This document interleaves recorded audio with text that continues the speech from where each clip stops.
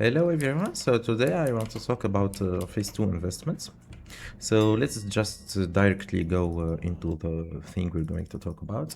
So the first thing is the bottled nethergone energy. This potion is dropped in 3 dungeons. The one in Tempest Keep, so the Arcatraz, the Botanica and the Mikanar. And you just can buy them right now and sell them when phase 2 drop, because these potions are a cheaper alternative for super mana potions that are crafted by alchemists, and it's the same amount of mana given, so most people will be using this potion when they're doing Tempest Keep. So I will also give you a small trick to have those as cheaper as possible when you buy them. Buy them when the daily heroic quest and normal quest for dungeons are one of these 3 dungeons. So a lot of people will be doing these and selling them in the auction house. So a lot of generation of this potion will be made by everyone doing the heroic dungeon or normal dungeon for the quest. So they will be dumping the potions in the auction house. The price will drop and you can just buy them and sell them later. By the way, this potion used to be 20 silver, if maybe a lot of people already bought a lot of them to sell for later.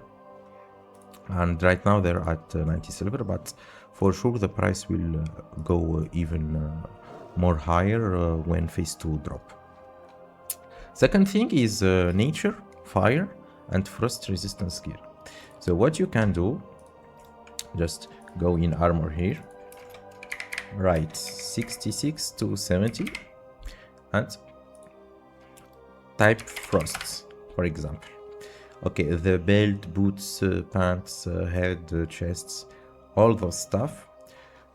Most people won't buy them. Maybe some poor people will be buying them, like or pack tanks will be buying them, but there are alternative epic crafted item that most people will be buying, but you can still have some profit on those, but most people will be buying the epic crafted item from blacksmithing and leatherworking.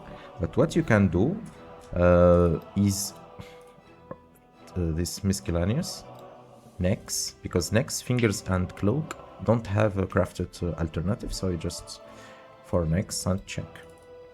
We see this 15 gold can be bought and sold at 20, or just wait for some clueless people dropping some of this item and just putting them at the region sale average. Like you can see here, it's 5 gold. Some people will just be selling through TSM automatically and they will be selling them at 5 gold, 6 gold. You can just snipe them. It's the same for frosts. Fire is used by warlock tanks, I think, and nature. This can be done for these 3 elements: fire, nature and frost, and they can also be used for neck, finger, like here. Like you can see, some are at 16 gold, 18 gold, 19 gold. The price quickly go up, so you can just reset the price from here and just put them at 27, or just wait for phase 2 and wait for people to buy them. And also for cloak, back here, nature, not nature, rather nature protection. You can just add protection, like you can see here, because there are no backs that are crafted that give nature protection. So some people are just selling them at this price, 200, 300 gold. So you can just flip this item, especially the level 70 item. They're the best, because 25, 21, and this is 18, 18, 18. But some people are poor or doesn't want to spend a lot of money on this level 70, so they can just settle for the level 66, 65, etc. Okay, let's go for the next thing. It's the primal fire. Let's go here with this add-on, primal fire. This will go up in price very, very highly. Why? Because first, alchemists will be crafting. Let's go by by the consumable first. Alchemists will be crafting protection potions, fire protection potions. They use one primal fire. Same for water, and same for nature, one life. Same for shadow, but it won't go up very highly. Beside the protection, there is the cauldron, used by guilds and raids. 2, 2, 2. So the first thing that will be using a lot of primal is these potions. You can invest in the potions, in the primal, or in the mana thistle. But for the mana thistle, try to sell them week 1, because in sketches there will be mobs that you can herb and have a high chance to give you mana thistle. And these mobs doesn't exist right now in phase 1, but starting phase 2 they will be existing, and the mana thistle production will be higher. So for week 1, week 2 you can still make profit if you buy them now. Second, it's tailor. Where is wastes and belt of blasting. This belt is very good. It's banned when equipped, so it's BOE, you can sell it, and also need 15 primal fire. This is highly used by warlocks, destruction warlocks, and mages, and it uses 15. If you're aware, 15 is too much, so this belt is going to be used a lot. Also, this belt used 10 life, 10 water. It's good for priests and druids. Heal. It's very good. And let's check other blacksmithing. Wastes. This one. 10 primal fire. It's good for... it's not the best, but it's good for warriors and red paladin. And also this one, it's huge for paladin tank. Protection paladin, 10 primal water. What you can do is, if you have Atlas loot, just check the epic item. If they have nether vortex, it means it's added in phase 2. All the items with nether vortex are added in phase 2. For the weapon, they're going to be just maybe some people will be crafting the item from the start, but most people already have the phase 1 item, which is this, and they can upgrade it only using nether vortex, but it's not very highly the chance they will be doing that. Second thing you should invest in, beside the primal fire, life, and water, and maybe some air, but don't invest too much in primals, because there are bots, so it's very unpredictable. We don't know how many bots have a big stock of primals, especially with the layering system. So that's a bit risky, but most of the time it will go up. Not by a lot, but it will. Third thing is, let's go back to alchemy. Flasks. Okay, you can invest in flasks. You can just buy the flasks or craft them. Or just the Nightmare Vine, for example. The Terracone. Dreaming Glory. You can just invest in all of these herbs, especially this one. It will be used by all druid for flying form. I think it needs 10 ancient lichen and 10 dreaming glory, so each druid will be buying those, so it add up on the market demands, all the druid plus all the flask.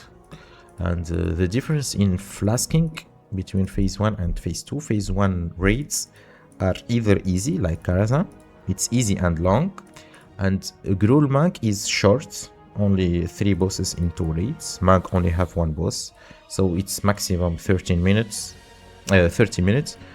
Same for Gruul, it's very short, so most people won't be flasking for just 30 minutes of raiding or 1 hour of raiding. But in ACC and TK, they're too long. Okay, maybe VI is not that long, but ACC is a bit longer.